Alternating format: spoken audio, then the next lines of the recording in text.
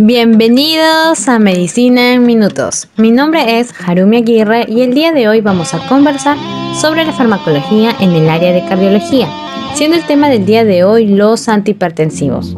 Bueno chicos, hoy día vamos a hablar sobre los fármacos de primera línea en el tratamiento de la hipertensión arterial, una patología muy frecuente en la consulta diaria.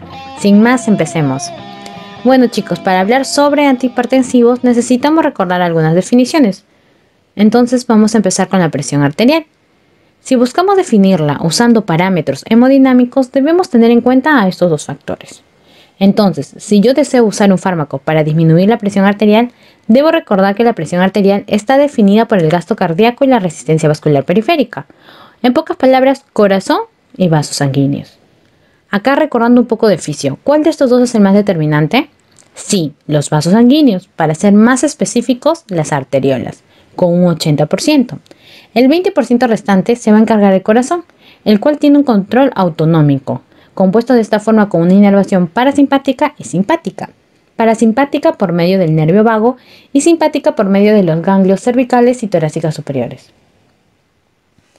Ahora chicos, también deben recordar que el gasto cardíaco está definido por el volumen sistólico y la frecuencia cardíaca. Acá también vamos a recordar un poco de fisio. ¿Cuánto es el volumen sistólico de eyección? 70 mililitros aproximadamente, y de la frecuencia cardíaca en un adulto promedio es de 70 latidos por minuto. Si tú lo multiplicas y lo redondeas, vas a entender que el gasto cardíaco es de 5 litros por minuto. Ahora, lo que busco hasta acá, chicos, es que ustedes sepan que la presión arterial va a estar definida por estos tres factores: volumen, frecuencia y resistencia. Entonces, si yo quiero disminuir la presión arterial, tengo que disminuir uno de estos tres factores. Si quiero disminuir el volumen, usaré diuréticos. Si quiero disminuir la frecuencia cardíaca, utilizaré beta bloqueadores. Y si deseo disminuir la resistencia vascular periférica, podré usar un YECA, un ALA2 o un calcio antagonista. Entonces, de esta forma, chicos, les estoy presentando a los fármacos de primera línea en el tratamiento de la hipertensión arterial. Bueno, ahora vamos a continuar con los receptores adrenérgicos. ¿Por qué tenemos que hablar de ellos? Porque vamos a hablar sobre beta bloqueadores. Ahora, los receptores adrenérgicos, chicos, deben de recordarse que son de dos tipos: alfa y beta. El alfa 1 se encuentra en los vasos sanguíneos, para ser más específicos en el músculo liso. Cuando esté estimulado por las catecolaminas, ¿qué va a hacer? Vasoconstricción. Va a disminuir el calibre del vaso, generando mayor resistencia y mayor presión arterial. Ahora, si miran todo esto, ¿cuál sería su antagónico? Sí, el beta 2, ya que va a ser su acción contraria, va a ser vasodilatación. A nivel pulmonar va a generar broncodilatación.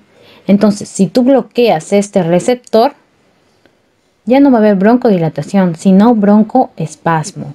Es por ello que los pacientes con asma y EPOC no usan beta bloqueadores. Ahora, continuando, vamos a hablar con el alfa 2. El alfa 2, a diferencia del resto, se encuentra a nivel central. Sí, el alfa 1, beta 2 y beta 3 se encuentran en órganos periféricos. Entonces, el alfa 2 se encuentra a nivel central, en el nivel presináptico. ¿Cuál va a ser su función? De regulación. Va a disminuir la liberación de noradrenalina. Ahora, el beta 1 se va a encontrar, principalmente acá resalto el corazón, sin embargo también se va a encontrar a nivel renal y a nivel de la adenohipófisis. Pero empecemos con el corazón. En el corazón, ¿qué va a hacer? Va a aumentar la frecuencia cardíaca. Si yo aumento la frecuencia cardíaca, aumento mi gasto cardíaco, y si aumento mi gasto cardíaco, aumento mi presión arterial. Ahora, a nivel renal va a estimular la secreción de renina, y a nivel de adenohipófisis a la producción de la ADH. Bueno chicos, ahora, por último vamos a tener al beta 3, que está en el tejido adiposo y que hace lipólisis. Ahora vamos a hablar de la regulación a largo plazo de la presión arterial. Sin embargo, antes es bueno recalcar que existe una regulación a corto plazo, que va a estar dada por los vasoreceptores. Sin embargo, la que es la de largo plazo, es más importante. ¿Por qué? Porque va a mantener de forma sostenida la presión arterial. Entonces, ¿quién va a controlar esta regulación a largo plazo? El riñón, por medio de la renina. Pero ahora, ¿el riñón por medio de qué eje? Un eje muy conocido en fisio, que es el sistema RAS, o llamado también sistema renina-angiotensina-aldosterona. ¿Y cómo va a empezar este? Bueno, va a empezar primero con la producción de renina. La renina es producida a nivel renal, para ser más específicos por las células juxtaglomerulares. Ahora, ¿cuál va a ser su primer estímulo? Es decir, su estímulo principal, la hipoperfusión de la arteriola aferente. Entonces, ¿cuáles pueden ser otros estímulos? La mácula densa, el receptor beta 1 que les dije que también se encontraba a nivel renal. Ahora, la renina va a convertir al angiotensinógeno en angiotensina 1. ¿Qué es el angiotensinógeno? Es un péptido producido a nivel hepático. Ahora, convertido a la angiotensina 1, esta se va a convertir en angiotensina 2. ¿Por medio de quién? Por medio de la ECA, que es la enzima convertidora de angiotensina. Ahora, primero debemos aclarar que la angiotensina 1 es un decapéptido y ahora se va a volver un octapéptido. ¿Ok? Para que lo tengan como un plus. Ahora, hablando del ECA. El ECA, si ustedes leen en libros antiguos, inclusive les pudieron haber enseñado que el ECA se produce en el endotelio de los vasos pulmonares. Sin embargo, ahora se sabe que no es solamente exclusivo de los pulmones, del endotelio, ¿no? De los vasos pulmonares, sino que todos los vasos sanguíneos tienen la capacidad de producir ECA, esta enzima. Entonces, chicos, es muy importante recalcar este plus que les doy, porque van a ver que cuando hablemos del YECA, que es un inhibidor de esta enzima, vamos a encontrar que va a haber una ECA vamos a encontrar un fármaco que va a inhibir el ECA, principalmente de los vasos pulmonares, que se producen a ese nivel, y el ECA del resto de los vasos.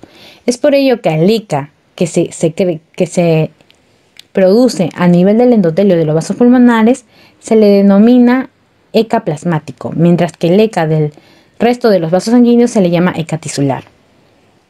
Es muy importante que sepan estas pequeñas cositas porque nos va a servir. Ahora, la angiotensina 2, ¿cuál es su acción? A nivel de la suprarrenal, ¿qué va a hacer?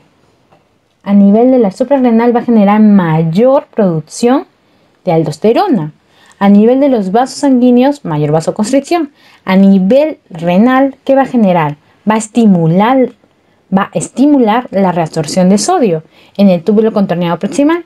Y a nivel, y entre otras acciones, va a activar el tono simpático, va a activar el centro de la sed en el hipotálamo y va a aumentar la secreción de vasopresina. Ahora, sin embargo, su función más atroz para nosotros va a ser la remodelación o la hipertrofia o la fibrosis del corazón, que al final nos va a llevar al paciente a una falla cardíaca. Todas estas acciones, y la peor que les acabo de decir, lo va a hacer el receptor AT1, porque sí, la angiotensina tiene dos receptores, AT1 y AT2. Este es el receptor malo y este es el receptor bueno. El AT2, si bien no está confirmado, se cree que sus acciones son contrarias al AT1. Ahora, a nivel del sistema RAS, vamos a tener al YECA, a este fármaco que va a actuar al nivel del ECA, y al ARA2, que es el antagonista de los receptores de angiotensina 2, que trabajan en el receptor AT1. Ahora, conociendo esto, vamos a poder hablar ya de la hipertensión arterial. Bueno, la hipertensión arterial, chicos, para definirla va a depender de la escuela a quien queramos leer o tomar en cuenta. Si buscamos la europea, nos va a definir como hipertensión arterial a la que es mayor de 140/90. Este antiguamente era un consenso con la escuela americana. Sin embargo, la escuela americana ha disminuido, le ha restado 10 milímetros de mercurio. Es decir, ellos llaman ya hipertensión a todo paciente que tenga mayor de 130/80, mayor o igual, ¿no? Entonces, ¿por qué ha habido esta disminución en la escuela americana? Bueno, se han hecho estudios en los pacientes prehipertensos. Entonces, ¿qué han visto ahí? Que ellos a la larga fallecían, es decir, había mayor tasa de mortalidad. Entonces, han decidido disminuir 10 mililitros de mercurio. ¿Para qué? Para de manera precoz dar fármacos, porque como capaz ustedes puedan saber, los prehipertensos no reciben ningún fármaco. A los prehipertensos lo único que les dice es cambia tu estilo de vida, es decir, ejercicio, una dieta, etc.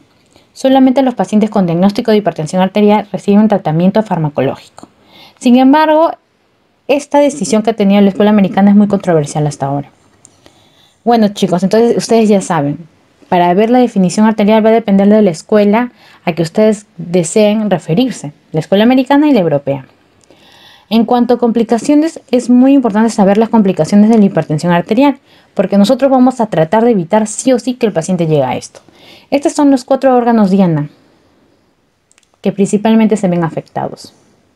Bueno, el primer puesto se lo va a llevar la hipertrofia del ventrículo izquierdo, que es la primera causa de muerte. Sin embargo, muy seguida a este va a estar los ACVs, que son los accidentes cerebrovasculares, o llamados también ictus, que pueden ser isquémicos y hemorrágicos. A nivel del ojo, retinopatía, y a nivel renal, una insuficiencia renal crónica. Acá les estoy explicando con mayor detalle. La hipertensión va a generar mayor postcarga, es decir, mayor resistencia a la eyección ventricular. Esto va a generar una disfunción sistólica y la hipertrofia del ventrículo izquierdo. Asimismo, una mayor demanda del oxígeno a nivel de miocardio. Todo esto nos lleva a falla cardíaca. Ahora, a nivel de los vasos, debilidad. En los vasos cerebrales, un ACV hemorrágico. A nivel de los vasos renales, la falla renal, es decir, la insuficiencia renal crónica. Y a nivel de los vasos oftálmicos, la retinopatía. Asimismo, puede acelerar aterosclerosis. En la aorta, ¿qué podría generar? Aneurismas y disecciones. A nivel de los vasos cerebrales, un ACV del tipo isquémico. Y a nivel de los vasos coronarios, ¿qué nos va a generar? Una isquemia o incluso un infarto. Entonces es muy importante conocer las complicaciones, porque chicos, nosotros vamos a evitar que el paciente llegue a esto. Y ahora, ya teniendo todo esto en cuenta, vamos a hablar de los diuréticos. Sí, vamos a empezar a hablar sobre los fármacos ya que se van a usar en el tratamiento de los pacientes hipertensos. Bueno chicos, los diuréticos hemos visto que van a disminuir el volumen y de esta forma la presión arterial. Entre estos vamos a tener a las tiazidas, a los diuréticos de asa y a los ahorradores de potasio. Empecemos con los tiazidas. Las tiazidas fueron las primeras en usarse en el tratamiento antihipertensivo. Entonces, chicas, lo que deben de saber ustedes es que primero las tiazidas, ¿por qué es la razón de su uso? Porque ellos son económicas, son eficaces y son, por decir así, lo más seguros, ya que sus efectos adversos son muy bajos. Ellos son de uso crónico, es decir, son los fármacos de primera línea en el tratamiento de los pacientes hipertensos, a comparación de los otros dos. Entre estos vamos a tener a la hidroclorotiazida, a la clortalidona y a la indapamida. Ahora, de estos tres, ¿por qué recalco indapamida? Porque a la diferencia del resto, la indapamida tiene un metabolismo a nivel hepático. Es decir, que si el paciente tuviera insuficiencia renal crónica, yo le podría dar indapamida. Ya no le podría dar el resto de fármacos que les he escrito ahí. Ahora, a conocimiento general, ustedes deben saber que las tiazidas no se dan en pacientes con insuficiencia renal crónica. Esto puede ser un poco paradójico. Pero cuando te preguntan en el examen, las tiazidas están contraindicadas en insuficiencia renal crónica. Pero tú ya sabes, y en práctica le vas a decir a tu doctor, que la indapamida es una opción viable, porque su metabolismo está a nivel hepático.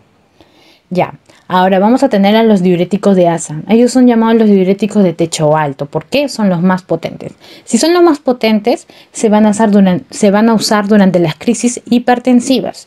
Entre estas, la más resaltante es la furosemida. Ahora, por último vamos a tener a los ahorradores de potasio. ¿Por qué es que se da la producción de estos fármacos? Debido a que a estos dos restantes te botan sodio. Al botar sodio te botan agua. Pero no solo botan sodio, también botan potasio, generando que el paciente llegue a hipocalemia y de esta forma a arritmias ventriculares. Entonces debíamos de usar un fármaco que no me bote tanto potasio tampoco. Entonces, ¿qué hacen los ahorradores de potasio? Estando, bueno, en primer lugar, al más resaltante, a la espironolactona, que es el antagonista de los receptores de la aldosterona. ¿Qué hacía la aldosterona? Reabsorción de sodio y secretaba potasio. Ahora, si vemos acá en este dibujo, vamos a ver que a nivel de túbulo contorneado distal van a actuar las tiazidas, que van a bloquear el cotransporte sodio-cloro. Ahora, acuérdense, es de uso crónico, en cuadro crónico. Ahora, las tiazidas, mejor dicho, los diuréticos de asa, como dice su nombre, se usan en la asa de Henle. ¿En dónde? En la rama ascendente. Más específicos, en la gruesa, que va a bloquear el cotransporte sodio-potasio 2-cloro. Y acuérdate que su uso es en cuadro agudo, en crisis hipertensivas. Y ahora, los ahorradores de potasio se usan a nivel de túbulo colector.